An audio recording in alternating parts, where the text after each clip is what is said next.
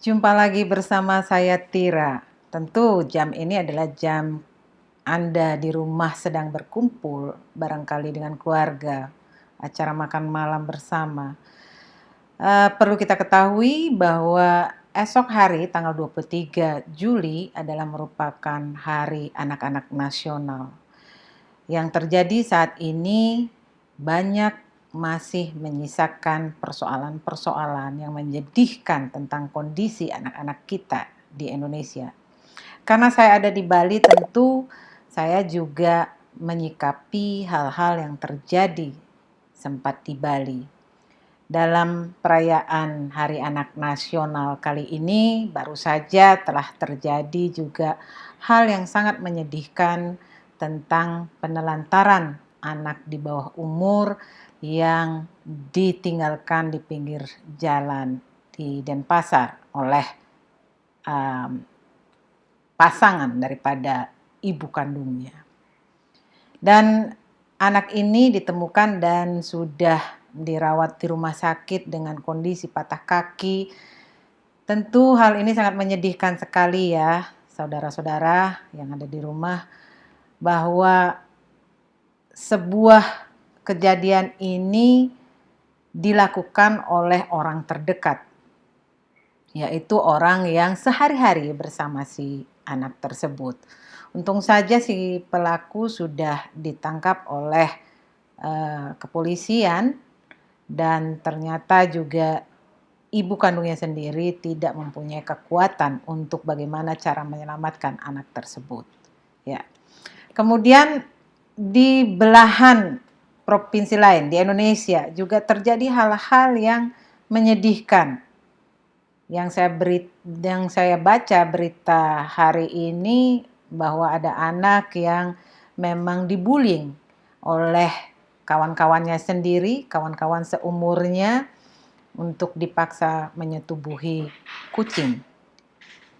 Ini juga sangat menyedihkan ya saudara, bahwa di Indonesia ini bullying masih menjadi persoalan yang sangat riskan hingga menyebabkan si anak tersebut meninggal bukan karena langsung pada saat dibullying, tapi karena beban psikologis yang diderita oleh anak tersebut menyebabkan anak tersebut sakit, stres, dan akhirnya meninggal.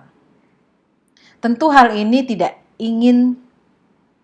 kita inginkan terjadi kembali di Indonesia. Dan beberapa waktu lalu juga ada kasus meningkat tentang pelecehan seksual. Malah itu adalah di tempat-tempat di mana seharusnya anak-anak merasa aman, nyaman, mendapatkan pendidikan, pelatihan, dan pelakunya tentu adalah orang yang sebenarnya dianggap hero oleh mereka. Nah, mungkin kita masih ingat yang terjadi di Malang, Jawa Timur, sebuah sekolah di mana anak-anaknya dilecehkan dan banyak orang tidak percaya karena pelakunya adalah memang orang yang cukup terkenal, seorang businessman, entrepreneur, memberikan ceramah, memberikan motivasi, dan menyebabkan dari kasus ini sangat lambat penanganannya. Dan syukurnya sudah disidangkan. Nah, saya belum menyimak juga apa vonis yang dijatuhkan oleh pelaku. Namun saya sendiri sempat memang bertemu dengan para korban-korban dari sekolah pagi tersebut yang ada di Malang. Mereka sempat lari ke Bali dan saya temuin semua anak-anak tersebut yang jumlahnya 9 orang. Saya bicara langsung, kita ngobrol dari hati ke hati, dan yang menyedihkan adalah saya tidak bisa membantu maksimal saat itu. Namun karena memang banyak pihak yang berkomitmen bahwa kejadian tersebut haruslah memang diseret ke hukum. Jadi atas kelompok-kelompok para peduli terhadap anak-anak, maka kasus ini bisa sampai ke pengadilan dan saya rasa menunggu vonis atau mungkin sudah divonis ya, saya tidak mengikuti lebih detail lagi, dan mudah-mudahan saja pelakunya mendapatkan vonis yang setimpal dengan kelakuan yang telah dia lakukan kepada anak-anak. Karena apa? Saya melihat sendiri bagaimana mereka merasa tertekan, bagaimana mereka merasa betul-betul tidak percaya diri, kembali kepada keluarga juga sangat malu, bahkan ada dari mereka justru dianggap sebagai penggoda laki-laki. Ini sangat sangat menyedihkan tentunya. Dan masih juga banyak kasus-kasus anak-anak lain yang belum merasakan nyaman atau belum menikmati apa yang seharusnya mereka rasakan di umur-umur mereka. Lingkungan yang nyaman, tidak membahayakan, bergaul dengan siapa saja di lingkungan mereka, kemudian juga mengenyam pendidikan sesuai dengan yang mereka inginkan, kemudian pemerintah selalu ada sebagai pelindung mereka, dan tentu juga lingkungan mereka harus bisa memberikan rasa nyaman kepada anak-anak di sekitarnya. Belum lagi adalah kasus-kasus tentang bagaimana anak-anak kita mengalami gangguan psikologi karena media sosial. Media sosial buat anak-anak tentu merupakan hal yang cukup juga menjadi ancaman buat anak-anak. Ketika mereka terjebak dengan media sosial, ini saya juga bisa mengangkat sebuah kalimat, yaitu social media dilema. Ya, sosial media ini menjadi dilema juga buat anak-anak. Karena buat anak-anak yang memang edik terhadap sosial media atau game barangkali, maka fokus mereka terhadap lingkungan di sekitar mereka tidaklah bisa bagus ya. Misalkan anak-anak tidak terbiasa dengan menjalankan tugas-tugas mereka di rumah, membantu keluarga, atau juga mereka tidak mengerjakan tugas-tugas sekolah, kemudian juga rasa aware mereka, kepedulian mereka terhadap lingkungan kurang, karena mereka edik terhadap sosial media. Itu merupakan ancaman terberat juga buat anak-anak. Nah, jika kita sebagai seorang orang tua ya, yang seharusnya aware terhadap itu, tidak melakukan tindakan, maka tentu saja akan mengakibatkan terjadi keterlambatan. Jika sudah terlambat, tentu tidak bisa lagi untuk diperbaiki. Jadi tugas kita sebagai orang tua, sebagai guru ya, ini juga berat di tengah tantangan-tantangan yang terjadi di sekitar kita, ancaman-ancaman yang sepertinya sebagai monster bagi anak-anak kita. Di mana anak-anak kita sebenarnya merasa nyaman, atau di mana sebenarnya anak-anak kita bisa betul-betul aman, tentu adalah di keluarga. Namun ada beberapa kejadian juga bahwa di dalam rumah pun anak-anak kita juga mendapat ancaman. Nah, ini adalah merupakan tugas kita bersama yang sebenarnya secara hukum anak-anak kita sudah sangat di-cover oleh hukum untuk dilindungi. Namun pelaksanaan di lapangan tentu ada yang berbeda walaupun tidak seluruhnya.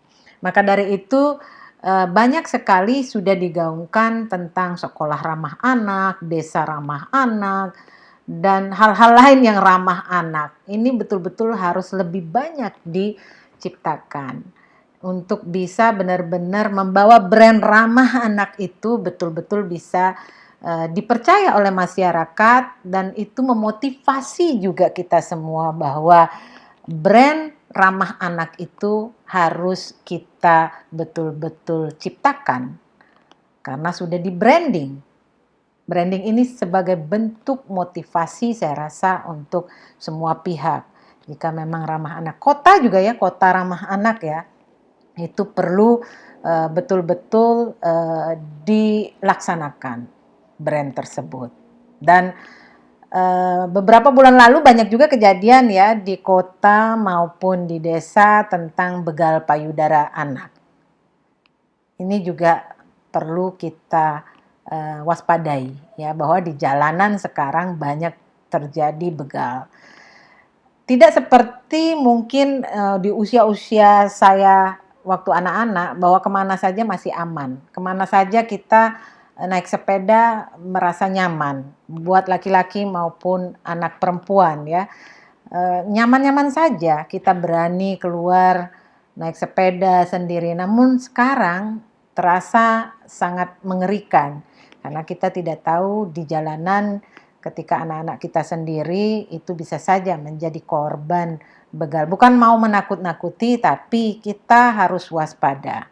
Maka dari itu saya menginginkan kalau ketemu nih pelaku begal terhadap anak ini haruslah dihukum seberat-beratnya agar mendapatkan efek jera bagi para pelaku begal anak. Jangan sampai kalau nanti masyarakat menangkap atau apa, malah masyarakat yang menangkap justru mendapat hukuman karena dilaporkan balik oleh si begal. Nah, lucu memang hal ini, namun masyarakat harus melindungi daripada anak yang memang mendapat perlakuan begal tersebut. Jadi ancaman anak-anak sekarang ini jauh lebih kompleks ketimbang dengan zaman-zaman kita dahulu. Karena apa? Sosial media begitu sering juga untuk memposting berita-berita soal kejahatan-kejahatan terhadap anak. Kadang berita kejahatan ini justru menjadi menginspirasi daripada pelaku-pelaku lain untuk melakukan hal yang sama. Menyedihkan sekali ya. Tentu di tahun 2022 ini peringatan Hari Anak-anak Nasional ini menjadi momentum untuk kita bisa bersama-sama menghentikan atau mengurangi ancaman terhadap anak-anak di Indonesia, mulai dari lingkungan kita sendiri, bahwa keselamatan anak adalah merupakan tugas kita bersama, bukan hanya orang tua, tapi juga adalah masyarakat secara umum, bahkan juga yang terberat memang guru-guru di sekolah. Jadi kita sebagai orang tua tentu berharap juga besar kepada guru-guru untuk bisa mengawasi. Tentu guru memiliki keterbatasan dalam kemampuan mengawasi sekian banyaknya anak ya, dan tentu pelatihan kepada anak-anak juga untuk aware terhadap kejadian-kejadian yang menimpa kawannya itu harus terus ditingkatkan ya. Pelatihan-pelatihan bagaimana cara melindungi diri barangkali ya, bagaimana cara mengelola daripada psikologi kita ketika kita mendapat ancaman-ancaman dari sosial media atau kejahatan-kejahatan sosial media. Tentu harus kita berikan pendidikan itu sejak dini. Saya menitik beratkan di sana, sangat menitik beratkan di sana, karena banyak sekali anak-anak kita yang sudah bisa mengakses sosial media, bahkan juga grup-grup WhatsApp ini ya, yang saya lihat itu banyak terdiri dari entah itu betul-betul anak-anak atau orang-orang yang dewasa yang ikut dalam grup WhatsApp tersebut tapi berperilaku atau berlagak seperti anak-anak untuk bisa mereka masuk terhubung sehingga ada direct message yang datang ke anak-anak, dan dari situ akan dipengaruhi psikologi anak-anak. Mereka mempunyai teman virtual. Mungkin banyak orang tua tidak aware terhadap itu. Cek handphone anak-anak Anda. Siapa yang sudah dikontak atau diajak berkomunikasi, chatting oleh anak-anak kita.